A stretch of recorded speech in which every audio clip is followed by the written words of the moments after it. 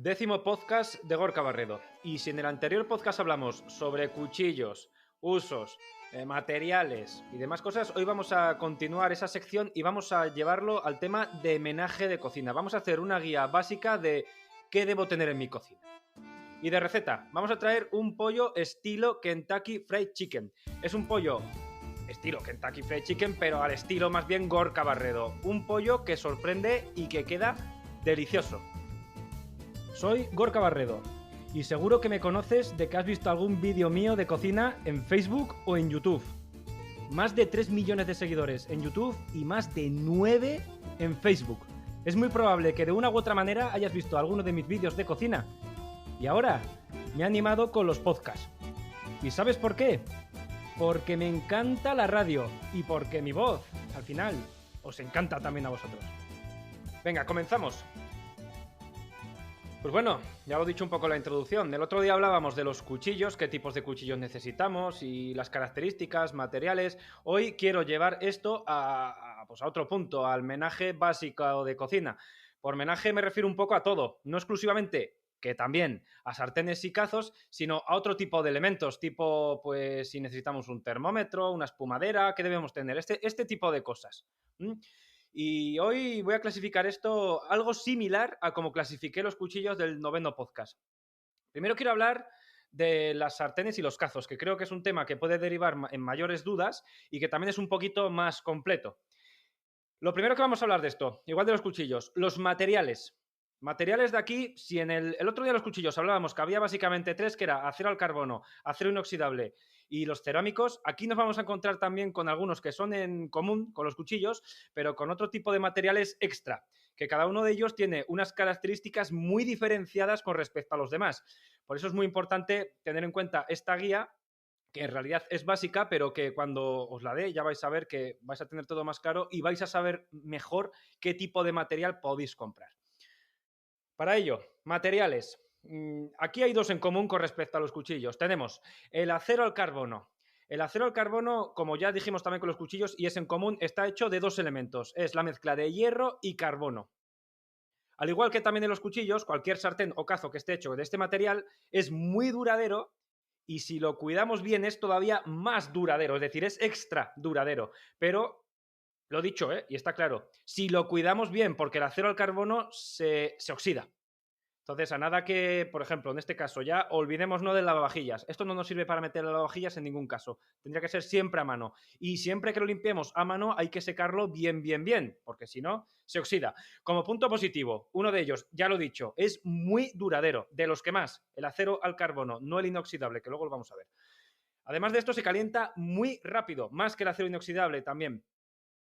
Como contrapartida también tiene que reacciona con los alimentos. Y cuando digo que reacciona, es que reacciona a nivel químico. Es decir, que puede pasar algunos de los elementos del hierro a los alimentos. Para ello habría que curar este tipo de menaje antes de utilizarlo.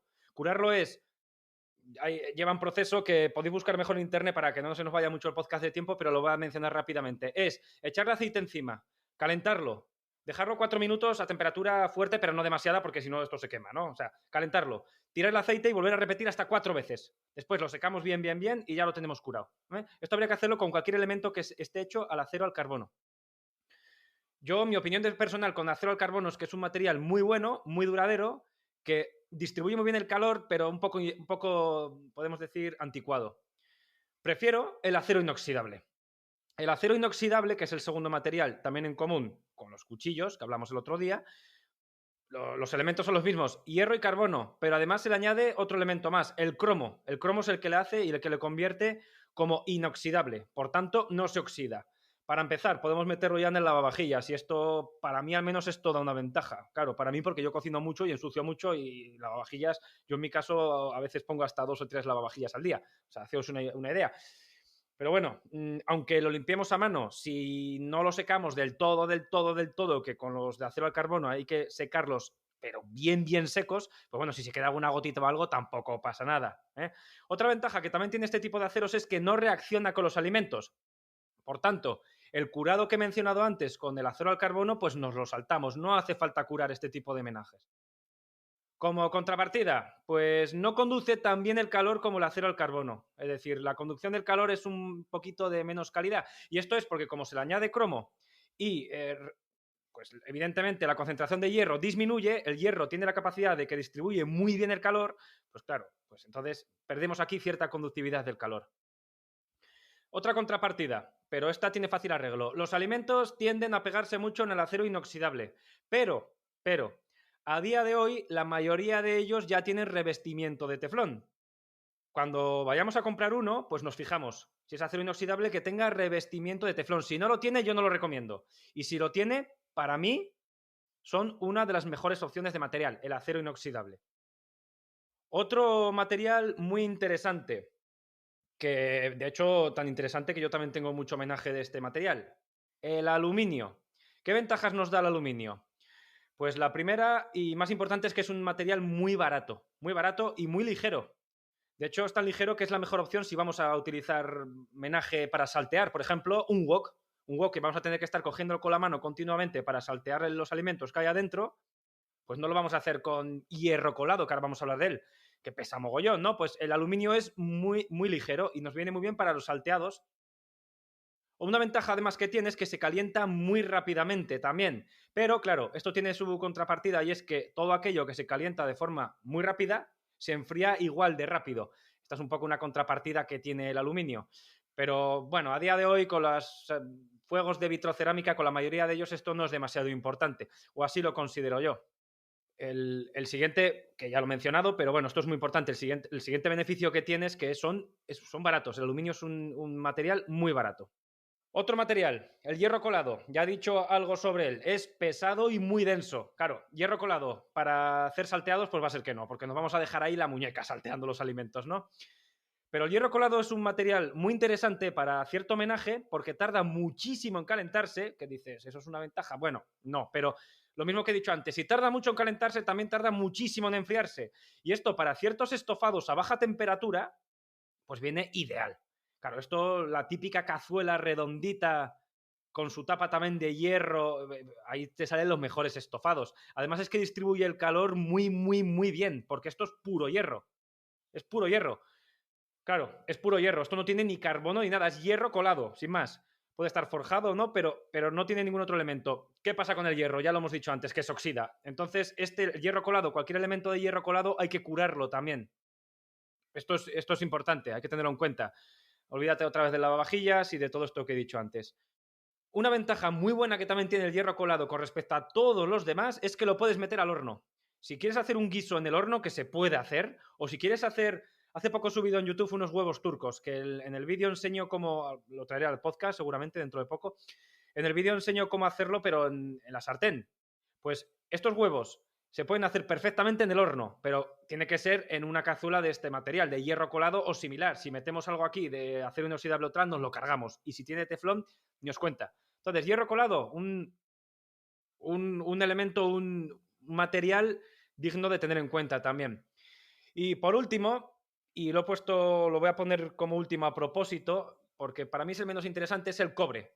Yo el cobre es el que menos recomiendo, porque es muy pesado, es muy caro, puede llegar a ser tóxico, hay que curarlo muy bien.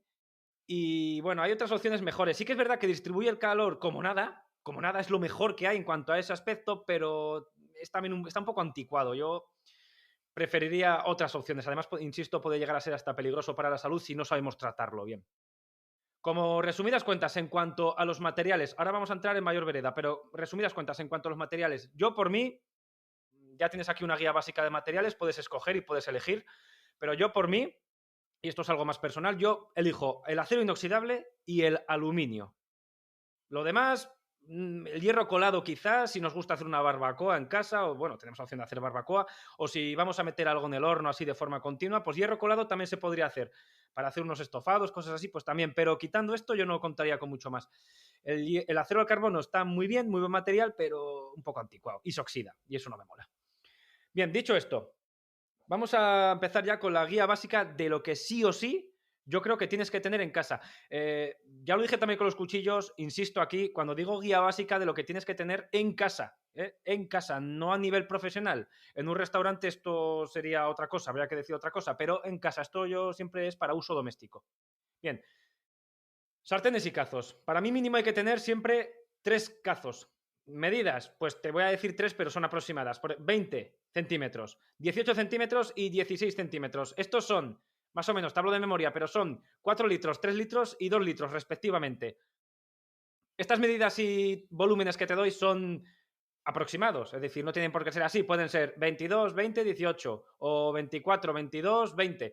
Estos números de diámetro supongo que ya lo sabéis, pero por si acaso lo digo, que puede haber mucha gente que no lo sepa, los números siempre son de 2 en 2, es decir, no te vas a encontrar un diámetro de 21, de 23 ni de 25, siempre números pares, 20, 18, 16. Mínimo yo creo que 3, porque esto es súper polivalente, nos sirve lo mismo para hacer unos arroces, para hacer unas verduras, para hacer una sopa, para hacer unas cremas, para hacer salsas, para hacer algunos sofritos.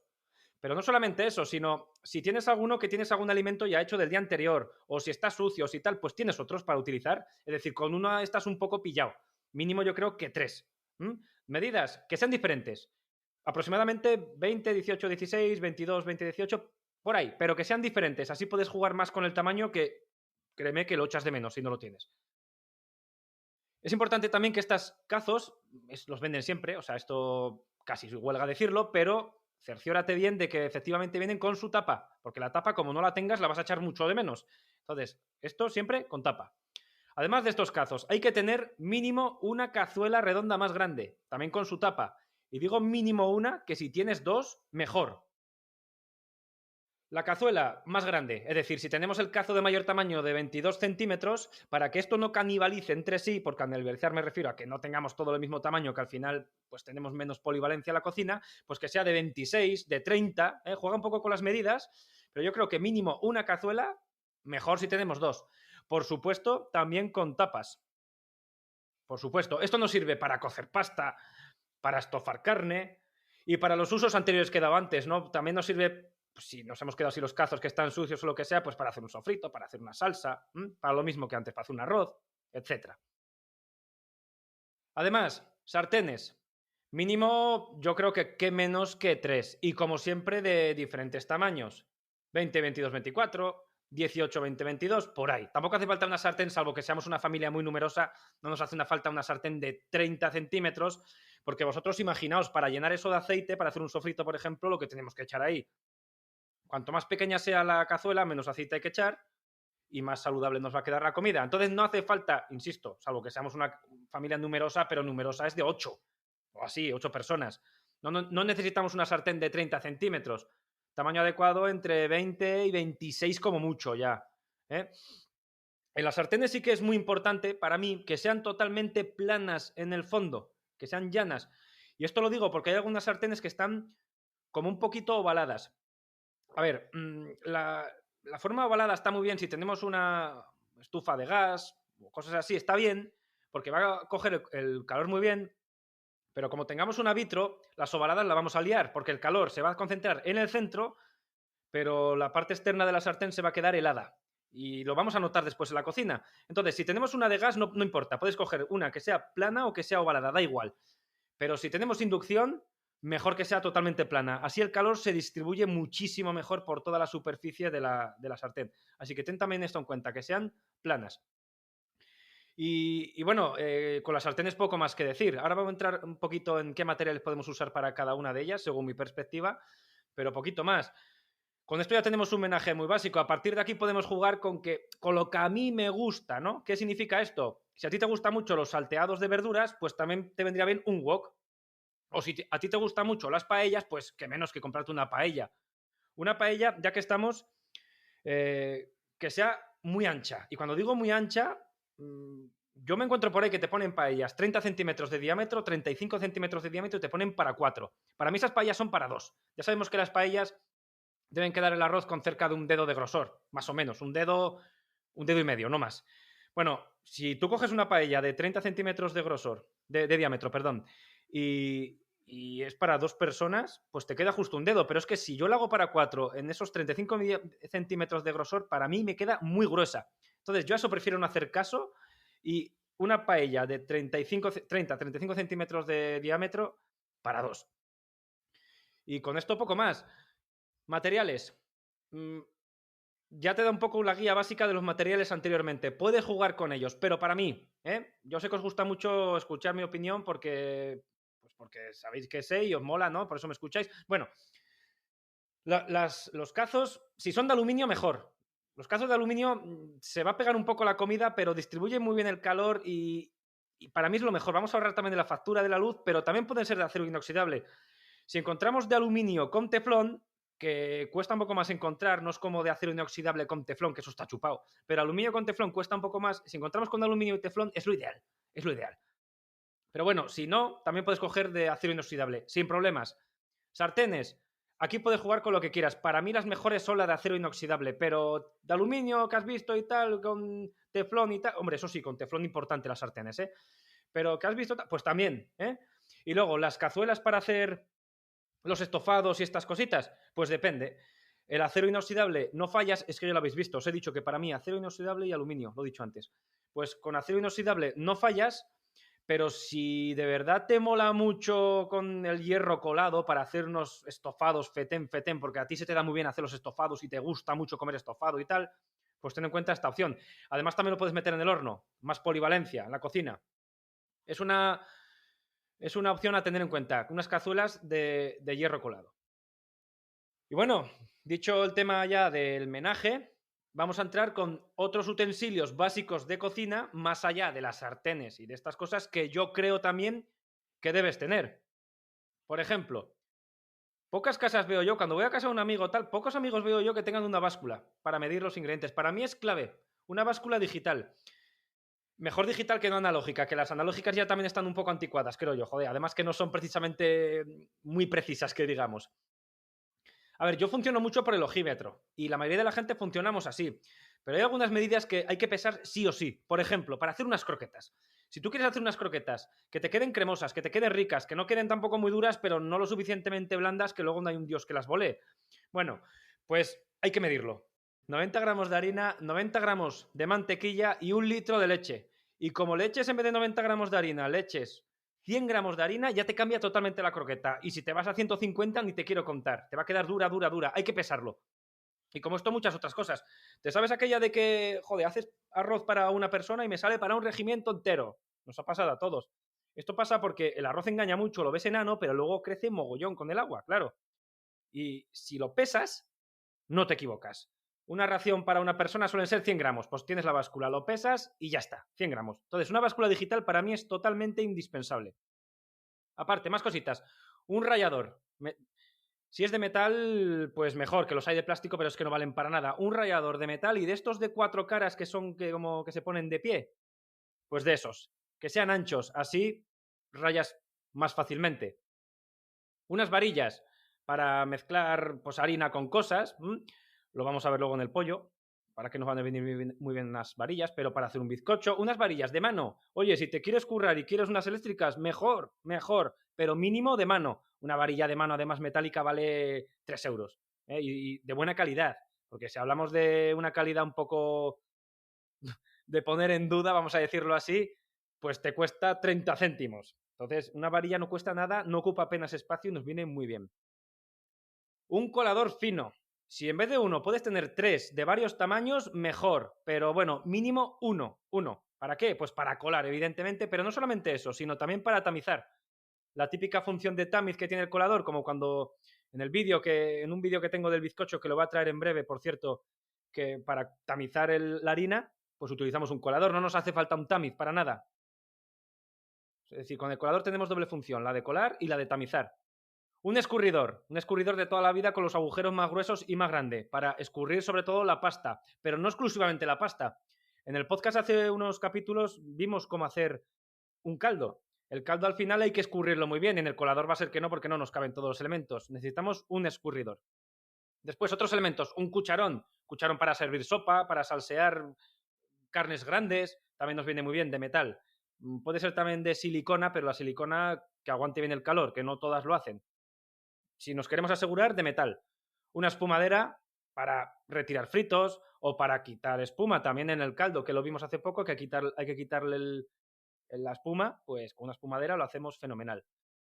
Una espátula de metal para servir alimentos o para darles la vuelta. Una tabla de cortar. Este tema es muy interesante, pero de madera. Si es posible, de madera mejor. ¿Por qué de madera? Las hay vitrocerámicas y las hay de otros elementos. ¿Por qué de madera? Pues porque la madera es mucho más duradera que cualquier otro material.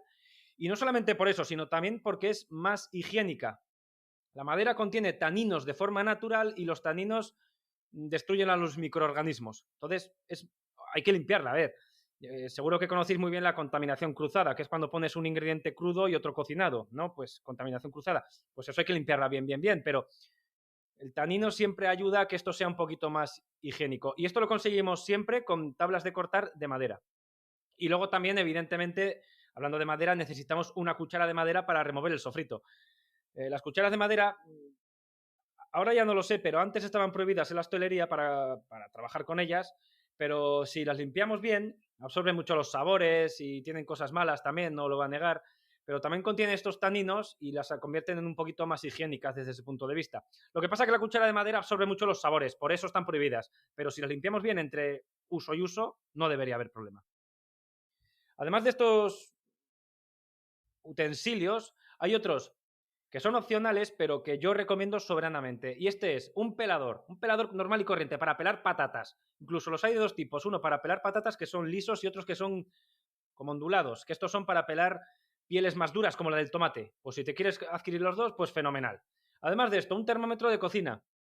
Esto ya es un poquito más pro, ya lo veis, por eso digo opcional. Yo lo recomiendo, pero realmente no es indispensable. Un termómetro de cocina digital. Y si podemos obtener uno que se pueda poner en la misma, que se pueda pegar, tiene un imancito y se pueden pegar en la misma cazuela, pues mejor que mejor. Unas pinzas con muelle para girar y levantar alimentos, pues el nombre lo indica. Con esto nos podemos apañar muy bien con la espátula, que he mencionado antes, la de metal, pero si queremos manipular elementos más delicados, por ejemplo, una rodaja de salmón, pues nos vamos a apañar mejor con unas pinzas de muelle. Si son de silicona, mejor. Así también cuidamos las sartenes. Las hay de metal. De silicona, mejor. Yo recomiendo de silicona. Un molde desmontable para tartas. ¿Qué menos? Si dentro de poco voy a traer un bizcocho que se hace en un molde, evidentemente, pues esto es indispensable. 20 centímetros de diámetro es para unas 4 o 6 personas. Material, acero inoxidable, pero que sea de buena calidad, para que no se pegue, ¿vale? Y finalmente, un mortero de cocina. El mortero de cocina es un elemento que a forma doméstica no se utiliza mucho, pero puede darle mucho uso para hacer desde un alioli hasta, oye, lo que he dicho antes, yo soy un paellero. Bueno, pues prueba para hacer un alioli o el azafrán, lo pones en las hebras. Tú compras el azafrán en hebras, lo metes aquí y lo mueles. Va a salir unos aromas aquí de flipar. Pero de flipar, ¿eh? Luego le añades esto a la paella y el azafrán es que es mucho mejor que comprarlo molido. Para este tipo de cosillas un mortero viene requete bien. Y bueno, con esto yo creo que ya hemos terminado la guía básica de menaje de cocina. Espero que te haya sido útil. Si tienes alguna duda o cualquier cosa me la puedes dejar en los comentarios. Ya sea este podcast está subido en muchos sitios. Me lo puedes dejar desde YouTube, que está en YouTube, en los comentarios de iVoox, o si no, en mi perfil principal de Que Viva la Cocina. Me lo puedes dejar por ahí y yo intentaré resolverla, ¿vale? Bueno, de verdad, espero que te haya sido útil y nada, vamos ya con la receta que algunos de estos utensilios vamos a utilizar, ya lo veréis. Pollo estilo Kentucky Fried Chicken. Las recetas de Gorka Barredo. Venga, pollo estilo Kentucky Fried Chicken. Esta receta os voy a decir una cosa. A los niños les va a volver loco, pero a los adultos también. Tanto es así que os voy a decir que a mi madre, que, bueno, le cuesta un poco comer, es un poco fina, vamos a decirlo así. Que, por cierto, mamá, te mando un gran saludo, no te lo tomes a mal. Bueno, cuando se lo hice la primera vez, vamos, le gustó, cosa mala. Y mi madre ya tiene más de 60 años, ¿eh? O sea, estamos hablando de que a niños y no tan niños. Total, todos conocemos esta receta del famoso restaurante de comida rápida. Pero en este caso lo vamos a hacer nosotros, hecho en casa, con ingredientes nuestros, sin nada raro, que se agradece. Por ello ya no es tan Kentucky Fried Chicken, sino podemos decir que este pollo, estilo Kentucky Fried Chicken, sí, pero es más estilo Gorka Barredo. Vais a ver los ingredientes que tiene y las especias que tiene. Van a parecer muchas, pero para mí son totalmente indispensables. Porque además, digo, pueden parecer muchas porque, joder, esto va a estar muy fuerte, no va a molar, nada. No va a quedar nada fuerte de sabor. Al contrario, las especias combinan muy bien con entre ellas, y equilibran mogollón los sabores. Vamos a ver los ingredientes y luego lo probáis y ya lo vais a ver. Ya hay mucha gente, porque este vídeo ya tiene tiempo, hay mucha gente que lo ha preparado y me ha hablado maravillas de esto. Ingredientes para 4 personas. Vamos a necesitar 8 muslos de pollo. Se puede hacer con pechuga, se puede hacer con los contramuslos, pero yo recomiendo hacerlo con los muslos. Es lo más jugoso y con lo que mejor queda. Vamos a necesitar 500 mililitros de leche, una leche normal. Si no te gusta la leche o tienes problemas de lactosa, puedes sustituirla por leche de avena, pero el sabor va a cambiar bastante, eso sí. Pero bueno, lo dicho, el caso es que lo prepares. 500 mililitros de leche, 300 gramos de harina de trigo, de todo uso, una harina normal. Orégano, curry, pimentón, ajo en polvo y cebolla en polvo. Ahí están, orégano, curry, pimentón, ajo en polvo y cebolla en polvo. Parecen muchas especias, pero no lo son. Luego vamos a ver cuántas cantidades. Sal y pimienta, por supuesto, y aceite para freír. Y con esto, lo primero es preparar una especie de tempura. Vamos a hacer, si conocéis el pollo estilo Kentucky Fried Chicken, seguro que os imagináis más o menos, lo tenéis en vuestra cabeza cómo es. Pues vamos a preparar nuestra tempura, que va a ser la que va a recubrir el pollo, y que en esta tempura realmente está el secreto de la receta. Vamos a escuchar el inicio, vamos a escuchar cómo hacer la tempura. Y para comenzar vamos a poner una buena cantidad de leche en un bol. Y vamos a añadir harina de trigo. De momento vamos a echar una pizquita de sal. Y después unas especias al gusto. Puedes echar las que quieras, pero una buena sugerencia de ellas son una cucharada de orégano, otra de pimentón dulce también conocido como paprika, otra de curry, otra de cebolla en polvo y otra de ajo en polvo.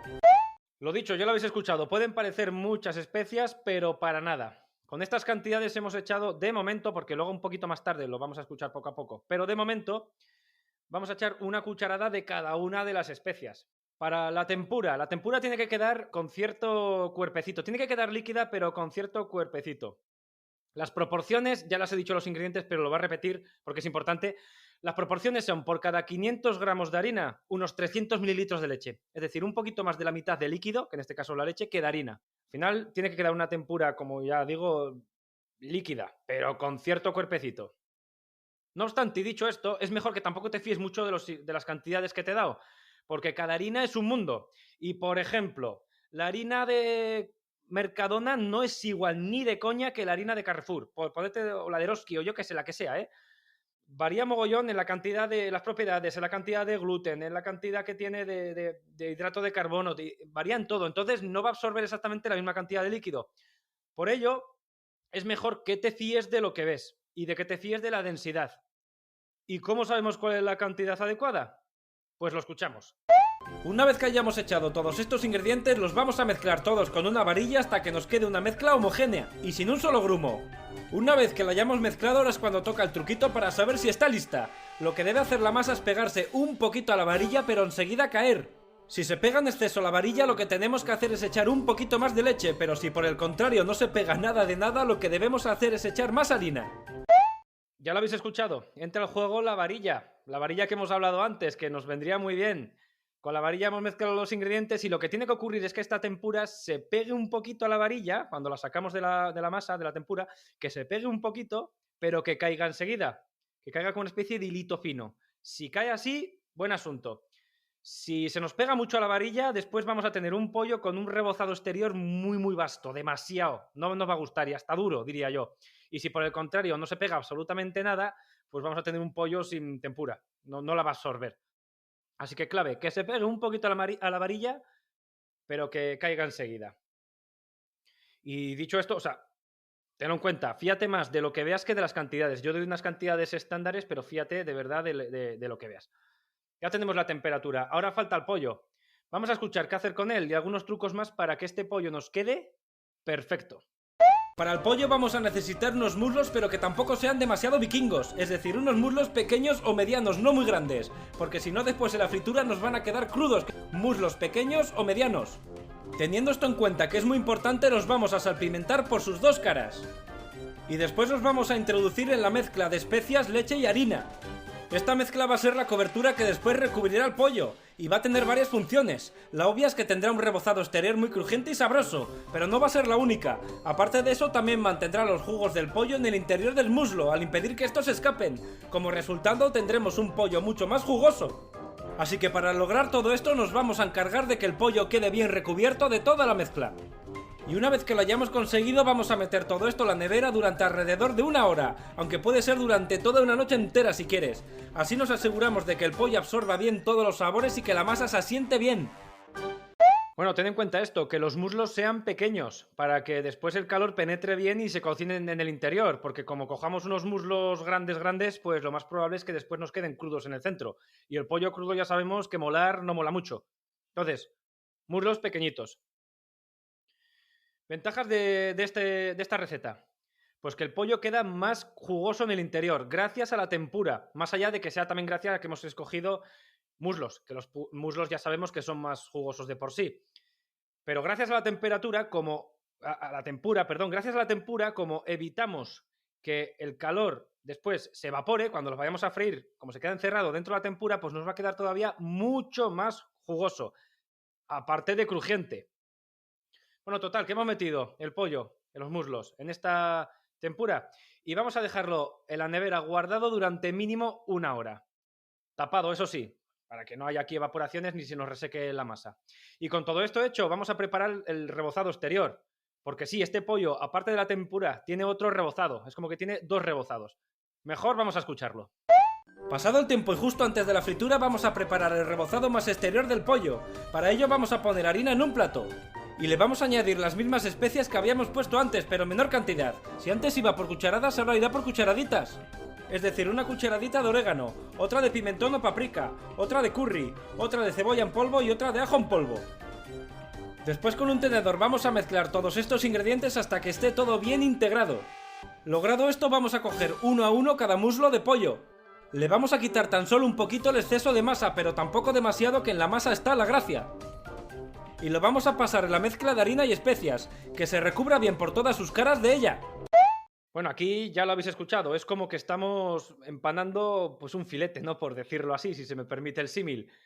Es como que la tempura hace la función de huevo y la harina haría la función pues de pan rallado o de eso, de harina. Pero eso sí, la harina, las mismas especias que le hemos echado antes a la tempura, pues se las echamos aquí, pero en menor cantidad. Si hemos echado antes 1 cucharada de cada una de ellas, pues aquí echamos 1 cucharadita de cada una de ellas. Mezclamos y ya tenemos ese rebozado exterior. Este rebozado exterior le va a dar un toque más crujiente y más guay. Se puede obviar, pero si lo hacemos mejor. Total, que pasada esa hora, retiramos el pollo, lo sacamos de la tempura, lo rebozamos en esta nueva harina con las nuevas especias que acabamos de preparar y ya no queda más que freír. O sea, es que esto es fácil. Pero atención a la fritura porque también tiene su truco. Vamos a escucharlo. Y freímos en abundante aceite que esté bastante caliente. Pero aquí está el truco también, que no esté demasiado caliente porque si no se quemará por fuera, pero en el interior va a quedar crudo. Si tienes freidora que marca la temperatura a unos 160 grados centígrados está bastante bien. Y si fríes en una vitrocerámica que vaya del 0 al 10, por ejemplo, un 7 también está bastante bien. Pasados unos 7 minutos más o menos, es decir, que tiene que estar un buen rato en el aceite, retiramos y colocamos sobre papel absorbente. Venga, con esto listo. Una ventaja que tiene la tempura es que absorbe muy poco aceite y que además apenas lo ensucia. Esta es una ventaja soberbia porque esta tempura o esta receta, muchos me vais a preguntar, ¿se puede hacer al horno? ¿Se puede hacer en la freidora de aire? Pues desgraciadamente no, porque la tempura exterior es algo líquida y si lo metemos aquí se va a desmenuzar, se va a deshacer. Entonces no se puede hacer. Pero, a ver, algo de aceite va a absorber, es inevitable, pero tampoco es como un escalope que tiene afuera pan rallado y tal. Eso sí que absorbe mucho aceite. En este caso, absorbe, insisto, pero mucho menos. Tenlo en cuenta. También, oye, de vez en cuando un caprichito nos podemos dar, ¿no? Este pollo queda delicioso. Truquitos que ya he dado en el vídeo, pero los quiero repetir para que asegurarme que os quede bien. Freír a 160 grados centígrados, lo hemos escuchado en el vídeo. ¿Y cuánto es eso? Pues si tienes una freidora de estas de toda la vida, que yo creo que cada vez esto está más anticuado, pero alguna queda por ahí, pues te lo marca 160, pero si no, si lo vas a hacer una sartén así un poco grande que tengas por casa, una cazuela, pues te viene fenomenal el termómetro que te he dicho antes. A ver, cuando digo 160 grados no pasa nada si son 165, 170, 150, porque a esas temperaturas, ese rango de temperaturas, más o menos los procesos químicos que ocurren dentro de la comida se van a dar, en mayor o menor medida, pero se van a dar. Lo que no puede ser, por ejemplo, 190, eso ya no, porque eso ya no mola. Y menos aún 110, 120 tampoco, porque entonces se nos confita, no se nos fríe. Pero más o menos hay un rango. Cuando digo 160 grados pueden ser entre 150, 140 incluso, hasta 170, no más. Pero para esto, para asegurarnos, el termómetro, si lo tenemos. Y si no, un truquito que te doy. Lanza una miga de pan al aceite. Si la miga se queda en el fondo, está frío. Sin embargo, en cuanto empieza a chisporrotear, si todavía está en el fondo, sigue estando frío, no está a 160. Pero si ya asciende, si flota, ahí está. Ahí tienes 160 grados, más o menos. ¿Vale? Es un truquillo. Y nada, una vez que la hayamos frito, unos 7-10 minutos, la tempura exterior no se va a quemar, siempre que la hagamos a esta temperatura no se va a quemar, pero 7-10 minutos para que el calor penetre bien en el centro del pollo y se cocine bien, retiramos y lo colocamos sobre papel absorbente antes de servir. Y ya está, chimpún, tenemos un pollo estilo Kentucky Fried Chicken que es una auténtica delicia. Como resumen, el resumen chupadísimo, pero siempre me gusta daros un resumen. Primero, hacemos una tempura mezclando la leche, la harina y las especias. Que, por cierto, las especias pueden ser estas u otras a tu gusto. Pero eso sí, el curry y el pimentón son indispensables. Bueno, después, sumergimos el pollo en esta tempura y vamos a dejar reposar tapado y en la nevera durante 1 hora. Hacemos ese rebozado exterior, que es mezclando en un plato harina y las mismas especias que lleva la tempura. Pasamos el pollo con la tempura por esta harina. Y finalmente lo freímos hasta que esté bien cocinado. Acuérdate de los trucos que te he dado para que esté cocinado. Y listo, chimpún. Ahora vamos con vuestras preguntas y respuestas, que me han caído muchas, que además son relacionadas con los podcasts anteriores. Vuestras preguntas. Gorka responde. Bueno, vuestra sección, como me gusta llamarla, la sección de preguntas y respuestas. Voy a dar paso a mi queridísima Verónica, pareja mía y también ayudante mía y 1000 funciones tiene también en la empresa, que va a ser la que va a formular las preguntas. Hola, Verónica. Buenos días, Gorka. Hola, Vero, ¿qué tal? Muy Hoy has bien. traído 4 preguntas, creo, ¿no? Sí, hoy he traído cuatro preguntas de los oyentes de podcast y también de algunos vídeos de YouTube. Has traído algunas preguntas de algunos de podcasts anteriores de los oyentes. Sí, porque fíjate, la verdad que me ha sorprendido que últimamente estamos recibiendo bastantes preguntas en las plataformas de podcast. Entonces, cuando tú me digas, comenzamos y te Pues voy fenomenal, explicando. fenomenal. Pues venga, empieza, que estoy ansioso a ver qué nos pregunta la gente hoy. Vamos a ver, comenzamos con Patricia Martín. Ella te dice, Gorka, ¿qué freidora de aire me recomiendas o tienes tú? Hace tiempo que estoy interesada y me has convencido. Muchas gracias. Bueno, pues claro, esto es en relación a uno de los últimos, al podcast 4 creo que fue, que hablábamos de las freidoras de aire, de usos, de ventajas, de inconvenientes y de 1000 cosas, ¿no? Y hablo de memoria, pero creo que sí, creo que era el 4 y que hablábamos de eso. Bueno, a ver, Patricia, la freidora que tengo es Tristar, no recuerdo qué modelo, porque no me acuerdo. Modelo porque es alfanumérico y no recuerdo, pero bueno, más que haya que darte una respuesta cerrada, yo lo que te recomiendo es que sigas las pautas que di en este podcast en concreto y que te compres la que mejor se adapte a tus circunstancias. Por ejemplo, la mía, mi freidora, tiene 3 litros de volumen, de eso sí que me acuerdo, y es para dos personas. Para Verónica y para mí, suficiente. Pero claro, tú a lo mejor en casa sois 2, sois 3, sois 4, a lo mejor necesitas una más grande. Por eso no tiene por qué ser este modelo concretamente. Puedes cogerte cualquier otro a tu medida, también en función de cuánto presupuesto tengas, porque las hay que valen 50 euros, pero también las hay de 200 y demás. Y también las hay más baratitas. Entonces, bueno, yo tengo una Tristar, no recuerdo el modelo exacto, pero es una Tristar de 3 litros, pero yo te recomiendo que sigas las pautas que doy en el podcast, los consejos, y que te compres la que mejor se te venga a ti, ¿vale? Esa es la mejor respuesta que creo que puedo darle. Pues vamos a seguir. Este comentario es de Fran P. No es en relación a ninguno de tus podcasts, pero bueno, te lo dejaron en la plataforma de iVoox. En él dice, buenas Gorka, tengo un par de dudas si me las puedes responder. Compré tu segundo libro y me están saliendo unos platos geniales, pero quiero hacer la receta de vasitos 2 chocolates y se necesita cuajada. El problema es que vivo en Inglaterra y aquí es imposible encontrarla. ¿Se podría usar otro ingrediente que la sustituya? Sí, a ver, claro, los que me estáis escuchando de España, la cuajada la damos como muy asumida, ¿verdad? Si habéis viajado, ya sabéis que fuera de España no es tan fácil de encontrar. Y los que no hayáis viajado tanto, pues a lo mejor hasta os sorprende, porque la tenemos aquí tan, ¿verdad, Vero? La tenemos aquí tan asumida la Sí. cuajada, pero en la cuajada es algo no exclusivo, pero vamos a decir que es casi exclusivo español. En Francia ya no la encuentras, y fuera no te quiero, más allá no te quiero contar.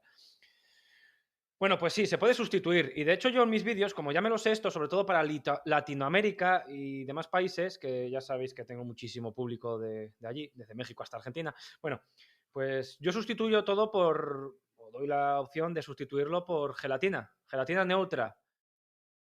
Es, la textura que va a adquirir después no va a ser la misma, porque mientras que la cuajada va a obtener, pues, la textura parecida a un flan más o menos, o a un cuajo, una cuajada, la gelatina va a tener como más gelatinosa, va a ser como una especie de caramelo que temblequea, va a ser diferente, pero el sabor sí que va a ser igual.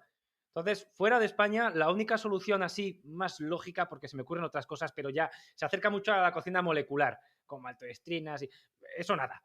Así que más lógica y más doméstica es con gelatina neutra. Cantidades, cada gelatina, igual que la harina, es un mundo. Así que, iba a decir que es un taco.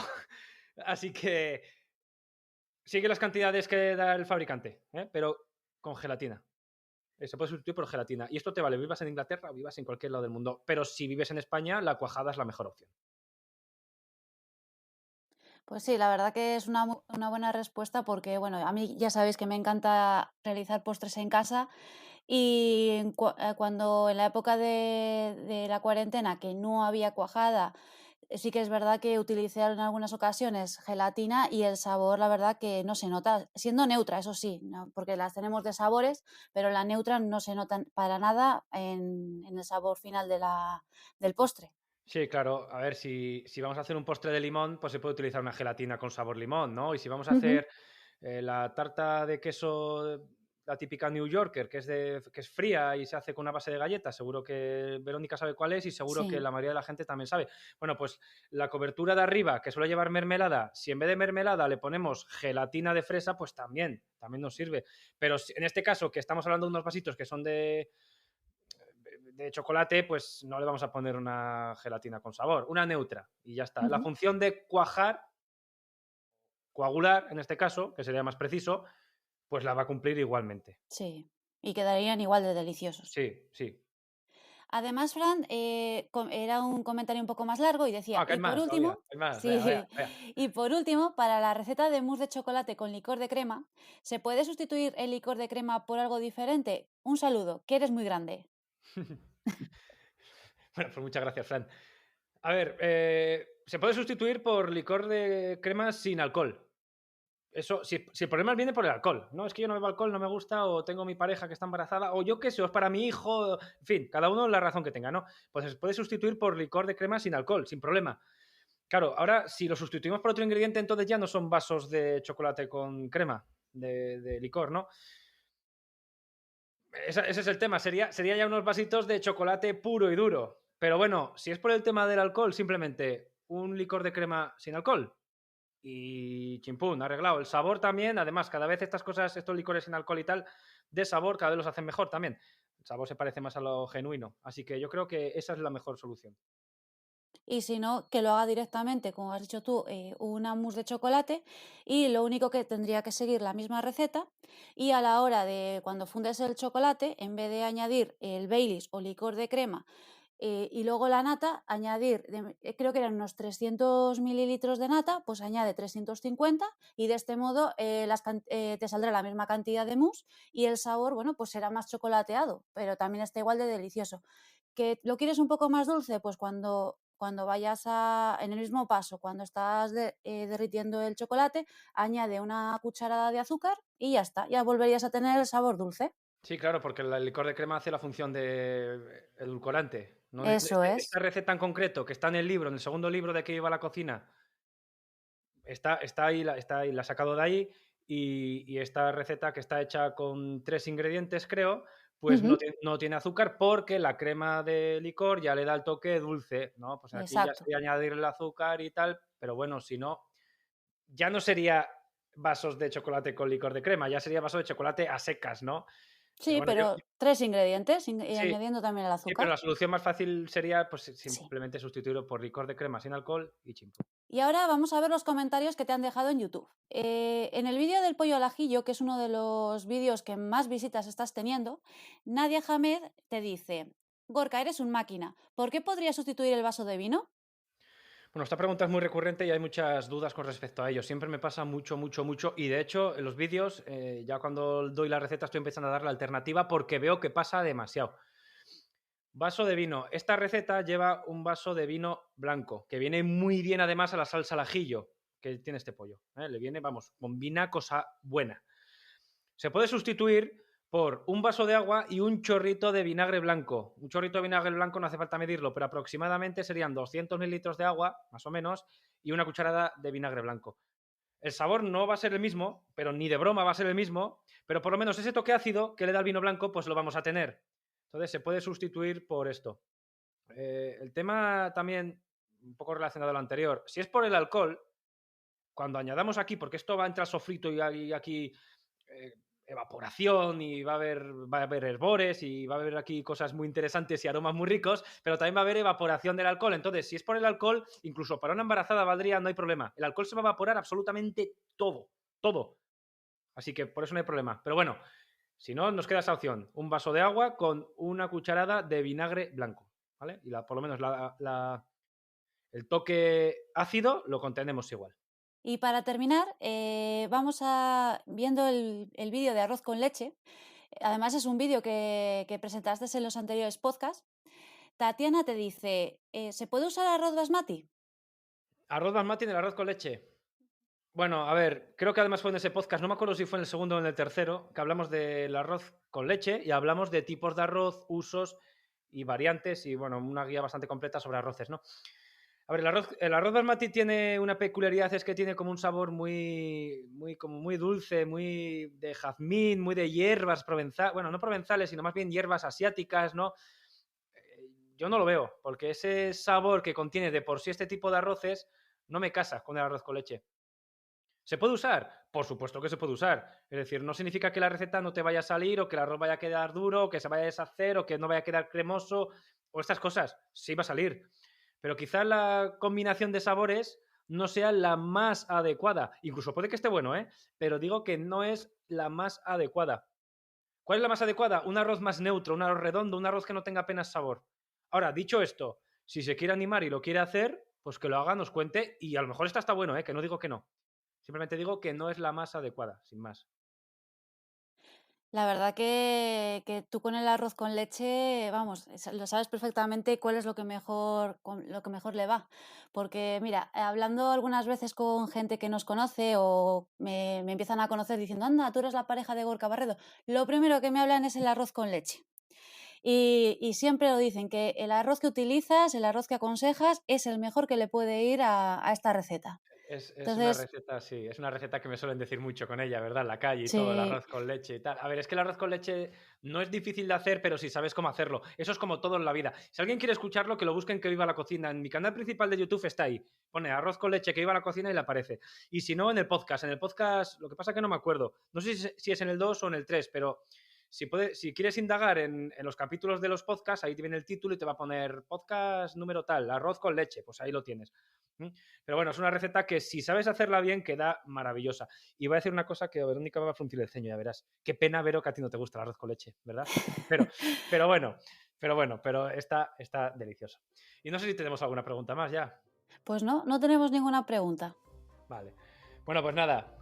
Ya con esto voy a dar por finalizado el podcast de hoy. Hoy hemos hablado, ya lo habéis escuchado, de menajes, materiales que hay que tener en casa, utensilios básicos. Una receta que a mí me gusta muchísimo, que no hago mucho, pues porque cada vez yo hago menos fritos en casa, pero de vez en cuando, pues sienta muy bien y bueno, que no pasa nada porque lo comas una vez al año, que no hace daño. Para el siguiente podcast, ya podcast número 11, van sumando poco a poco. Y cada podcast que hago, que más que lo disfruto. Tengo un tema un poco curioso, o eso espero al menos. Quiero despertar vuestra curiosidad, a ver qué os parece. El tema que voy a traer es una pregunta, es ¿por qué cocinamos? Y así dicho, la pregunta parece un poco casi absurda, ¿no? Pero tiene su cosa. Lo damos por hecho, cocinamos de siempre, joder, pues porque no nos vamos a comer la comida cruda ya, hombre, ¿por qué no? O sea, lo damos por hecho. Pero si lo pensamos, ningún animal en estado salvaje cocina, ninguno, absolutamente ninguno, somos los únicos. Pues bueno, ¿por qué cocinamos? Vamos a hablar de eso en el siguiente podcast, con mayor detalle. Y de receta, vamos a aprovechar también que necesitamos un molde desmontable para tartas, como he dicho antes, utensilio básico, y vamos a hacer un bizcocho que solo lleva 3 ingredientes. ¿Cuáles? Lo vamos a escuchar en el siguiente podcast, pero está hecho con 3 ingredientes, nada más. De momento yo ya, que se está extendiendo un poco este podcast, pues yo me despido ya. Si tienes, insisto, cualquier duda, me lo puedes dejar en los comentarios de los podcasts. Estoy en iVoox, estoy en Apple Podcast, estoy en Spotify. Tengo un canal exclusivo de YouTube para subir estos podcasts. Se llama el podcast de Gorka Barredo, como el propio podcast. Me puedes dejar el comentario en cualquier lugar. Si te ha gustado, también te agradecería, pues eso, que me lo puedas poner en los comentarios o que hagas clic en me gusta. Así yo sé que te va gustando. Cada día me consta que vamos siendo más y más y eso también me mola, que hacer vídeos está muy bien, pero esto también me gusta muchísimo. Y además de aquí, si yo creo que ya lo sabes, pero me puedes seguir también en Que Viva la Cocina, tanto en YouTube como en Facebook. Me puedes seguir en @GorkaBarredo en TikTok y en Instagram. En TikTok estamos on fire, a tope, a tope. Y gusta mucho lo que estoy subiendo ahí. Y también te puedes poner en contacto conmigo para cualquier cosa, pues en contacto @cocinacaserayfacil.net, si quieres, para ponerte en contacto conmigo para cualquier cosita. Y por supuesto también en Facebook, en los comentarios, donde quieras. Para hablar conmigo o con nuestro equipo en directo, pues ahí donde quieras. Venga, me despido ya del podcast número 10 y en el 11º te espero. Agur. Recordad que podéis escuchar el podcast de Gorka Barredo en Spotify, Apple Podcasts, iVoox, Podimo y el resto de plataformas. Sigue a Gorka en su Instagram, @GorkaBarredo, y en Twitter, @QueVivaLaCocina. No te pierdas ninguno de sus vídeos de Que Viva la Cocina, tanto en YouTube como en Facebook. ¿Te gustaría encontrarte con cientos de recetas de Gorka Barredo? Entra en su web, cocinacaserayfacil.net. Y por si esto fuera poco, ahora puedes encontrar en tu librería el segundo libro de Gorka, Que Viva la Cocina 2.